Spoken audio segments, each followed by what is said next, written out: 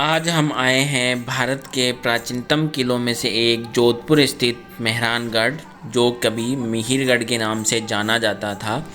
राव जोधा जब 15वें शासक बने यहाँ के, तो उनको लगा हजारों वर्ष पुराना मंडोर किला अब सुरक्षित नहीं है, तो उन्होंने 1459 में इस किले का निर्माण शुरू करवाया था। तो हेलो दोस्तों, कैसे हो आप सब लोग। मैं सोनू शर्मा स्वागत करता हूं आपका हमारे यूट्यूब चैनल व्लॉग ऑन दाढ़ीवाला में। फोर्ट का निर्माण मंडोर से 9 किलोमीटर दूर दक्षिण में भोर चिड़िया नामक पहाड़ी पर करवाया गया है, जो कि 410 फीट की ऊंचाई पर बना हुआ है। इसकी सीमाओं के अंदर कई महल बने हुए हैं, जो अपने विशाल प्रांगण और नक्काशी के लिए जाने जाते हैं। इसकी दीवारों की ऊंचाई 120 फीट तक है, व मोटाई 35 फीट तक है। किले में 7 दरवाजे हैं, जिन्हें पोल भी कहा जाता है। किले की भव्यता को देखते हुए आप अंदाज़ा लगा सकते हैं कि पुराने समय के राजाओं के ठाट बाट, राजसी ठाट बाट कैसे रहे होंगे। अगर आप मेहरानगढ़ विजिट करने आते हो तो नवंबर से मार्च तक आने का समय ठीक रहता है। बाद में यहाँ पे गर्मी काफ़ी बढ़ जाती है। और सिटी से 3 किलोमीटर व रेलवे जंक्शन से 21 किलोमीटर दूरी पर स्थित है मेहरानगढ़। अभी गर्मी काफ़ी हो चुकी है, हम काफ़ी थक गए हैं, लेकिन मेहरानगढ़ इतना भव्य और सुंदर है कि उसको देखने के लिए हमारा जोश काफ़ी है।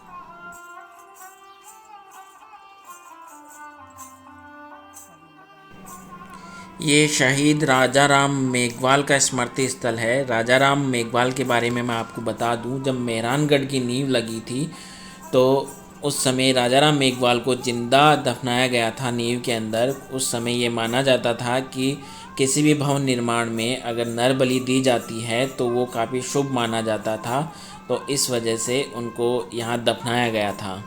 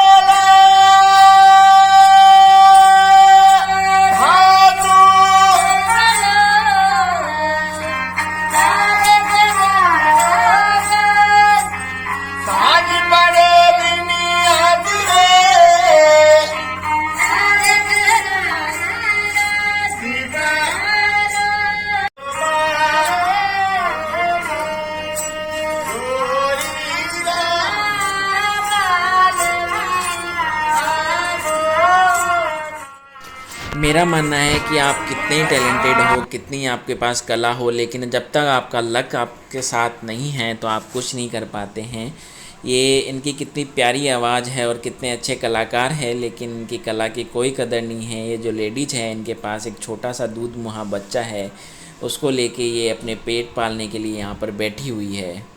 काफ़ी दुख होता है जब ऐसे दिखाई देता है और किसी के कला की कदर नहीं होती है।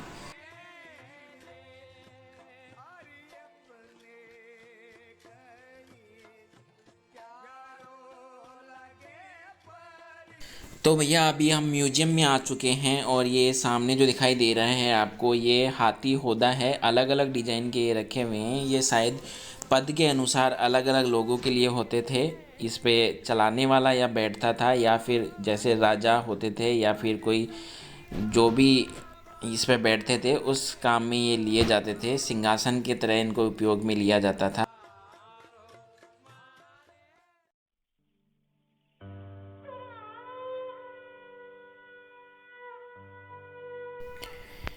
ये अमल का सेवन करने वाले लोगों के लिए है। अभी भी आपको पुराने लोगों के पास या गांव में या जोधपुर की तरफ आपको मिल जाएंगे। ये दौलत खाना है जहाँ पर दौलत रखी जाती थी, या उस समय जो भी मुद्रा प्रचलित थी वो, या हीरे जवाहरात यहाँ पे रखे जाते थे।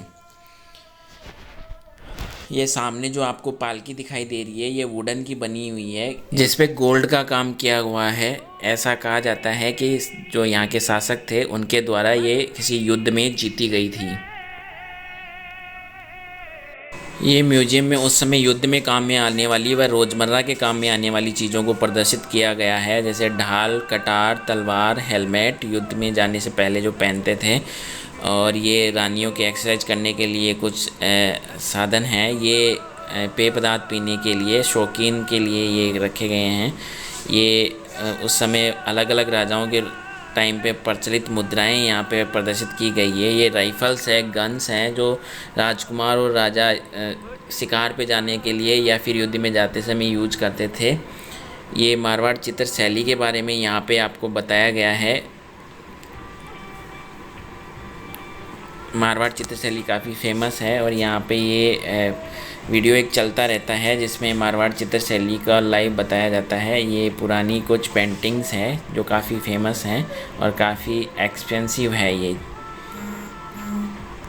ये शीश महल है जिसमें कांच का वर्क किया हुआ है। उस समय जब लाइट का प्रचलन नहीं था तो उस समय इसका काफ़ी महत्व था। उस समय जब लाइट नहीं हुआ करती थी तो यहाँ पे नीचे जो जगह खाली दिखाई दे रही है वहाँ पे मोमबत्ती या दिया जलाते थे, तो ये पूरा कांच के वर्क की वजह से पूरा रोशन हो जाता था। इस वजह से इसको शीश महल बोला जाता था।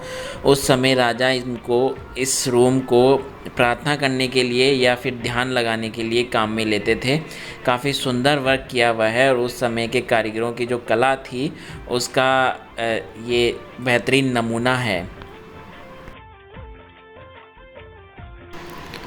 ये उस समय के राजाओं और राजकुमारों द्वारा पहने जाने वाले परिधान हैं जो अभी दूल्हे पहनते हैं, और ये रानियों द्वारा पहने जाने वाले और लेडीज़ों द्वारा पहने जाने वाले परिधान हैं। ये इस पे गोल्ड का काम किया हुआ है। जो ऐसा कहा जाता है कि जो यहाँ पे काम करने वाला कारीगर था उसकी काम करते हुए डेथ हो गई थी, तो उसके मान सम्मान के लिए ये कार्य यहीं पे छोड़ दिया गया और बाद में पूरा नहीं करवाया गया। ये सामने जो दीवार दिखाई दे रही है वो अभी अधूरी है, बाद में इसको पूरी नहीं करवाई गई है। अभी जहाँ हम खड़े हैं वो लेडीज़ों को खड़े होकर देखने की जगह थी, झरोके जिनको बोलते हैं। तो जेबी ने कहा हम भी यहाँ खड़े होके एक बार फील लेंगे और फ़ोटो खिंचवाएंगे। मेहरानगढ़ से जोधपुर सिटी का व्यू कुछ इस तरह दिखाई देता है, काफ़ी मनोरम दृश्य है। अभी जहाँ हम खड़े हैं उनको झरोके बोलते हैं। पुराने समय में राजपूतों में रानियाँ पर्दे में रहा करती थी, बाहर या नीचे नहीं आया करती थी, तो आंगन में होने वाले प्रोग्राम वो यहाँ खड़े होके देखा करती थी, इसलिए इनको झरोके बोलते हैं। अभी काफ़ी आधुनिकीकरण और मशीनीकरण हो गया है, इस वजह से हम काफ़ी बड़ी बड़ी बिल्डिंगें बना पा रहे हैं, लेकिन 500 साल पहले इस किले का निर्माण करवाया गया था। तो आप अंदाज़ा लगा सकते हैं इस भवन को देख के और इसके कारीगरी और नक्काशी को देख के कि कितने बड़े कलाकार और कारीगर हुआ करते थे भारत के अंदर। ये सामने जो महल है ये लाल पत्थर का बनाया हुआ है और इसमें जो डिज़ाइन है वो जालियां हैं, सब पे कारीगरी की हुई है, वो पत्थर पे ये उकेरी गई है सारी डिज़ाइन।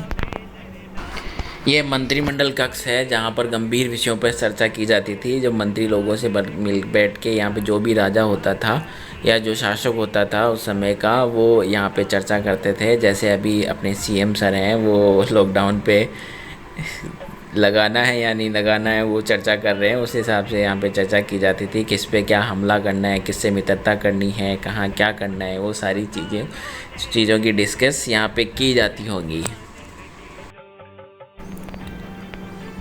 इस किले की भव्यता को देख के मैं कभी इमेजिन करता हूँ कि कैसा रहता होगा ये यहाँ का माहौल जब यहाँ पे दुनिया बसती होगी, और कितनी चहल पहल होती होगी यहाँ पे। जब कोई प्रोग्राम होते होंगे तो पूरा गढ़ ऐसे दुल्हन की तरह सजता होगा, कितना अच्छा माहौल रहता होगा यहाँ पे। और ये किले का जो भव्यता है और जो इसकी ये जितना सुंदर है उसको देखकर मेरे को लगता है कि अंबानी का एंटीलिया भी इसके सामने फीका है। हाँ, मान सकते हैं कि अभी टेक्नोलॉजी के हिसाब से और आधुनिकीकरण के हिसाब से एंटीलिया अच्छा होगा, लेकिन इस किले की सुंदरता के आगे और जितनी दूर में ये बसा हुआ है उसके सामने मेरे को एंटीलिया भी फीका लगता है। हालांकि मैंने देखा नहीं है एंटीलिया कैसा है। ये मेहरानगढ़ म्यूजियम शॉप है जहाँ से आप अपनी ज़रूरत की चीज़ें खरीद सकते हैं। जैसे कपड़े भी यहाँ पे आपको मिल जाएंगे और चीज़ें भी फैशन की कई चीज़ें आपको यहाँ पे मिल जाएगी। हाँ, कैमरा अलाउड नहीं है, भैया मना कर रहे हैं कैमरा चालू रखने के लिए, तो जितना हो सकेगा मैं आपको दिखा पाऊँगा।